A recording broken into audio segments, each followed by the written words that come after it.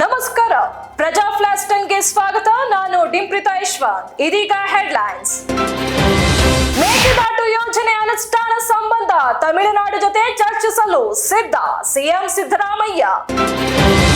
August 3ರಂದು ಬೆಳಗ್ಗೆ 8:30ಕ್ಕೆ BJP JDS ನಾಯಕರ ಪಾದಯಾತ್ರೆ ಉದ್ಘಾಟನೆ. ಎಲ್ಲ 224 ಕ್ಷೇತ್ರಗಳ ಕಾರ್ಯಕರ್ತರು ಭಾಗಿ. ಕಾವೇರಿ ತೀರದಲ್ಲಿ ಅಸ್ಥಿ ವಿಸರ್ಜನೆಗೆ ಆಕ್ಷೇಪ, ರಾಜ್ಯ ಸರ್ಕಾರಕ್ಕೆ ಹೈಕೋರ್ಟ್ ನೋಟಿಸ್. ಮಂಗಳೂರು, ಅಗತ್ಯವಿದ್ದರೆ ಮಾತ್ರ ರಸ್ತೆ ಬಂದ್ ಮಾಡಿ, ಸ್ಪೀಕರ್ ಯುಟಿ ಖಾದರ್. ಮೂವರ ಬಲಿ ಪಡೆದಿದ್ದ ವೈಲ್ಡ್ ಎಲಿಫೆಂಟ್ ಮಕ್ನ ಕೊನೆಗೂ ಸೆರೆ. ಕ್ಯಾಪ್ಟನ್ ಅಭಿಮನ್ಯು ಅನುಪಸ್ಥಿತಿಯಲ್ಲೂ ಅರಣ್ಯ ಇಲಾಖೆ ಭರ್ಜರಿ ಕಾರ್ಯಾಚರಣೆ. ಜಾರ್ಖಂಡ್ನಲ್ಲಿ ಭೀಕರ ರೈಲು ಅಪಘಾತ, ಹಳಿ ತಪ್ಪಿದ ಗೂಡ್ಸ್ ರೈಲಿಗೆ ಬಾಂಬೆ ಹೌರಾ ಎಕ್ಸ್ಪ್ರೆಸ್ ಡಿಕ್ಕಿ. ಕೇರಳದ ವಯನಾಡಿನಲ್ಲಿ ಭೂಕುಸಿತ, 5 ಸಾವು, ಹಲವರು ಸಿಲುಕಿರುವ ಶಂಕೆ.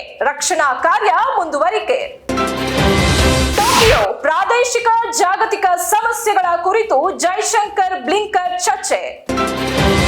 ಪ್ಯಾರಿಸ್ ಒಲಿಂಪಿಕ್ಸ್ 2024 ಇತಿಹಾಸ ಬರೆದ Satwik Chirag. Olympics quarter final ಗೇರಿದ ಭಾರತದ ಮೊದಲ ಜೋಡಿ.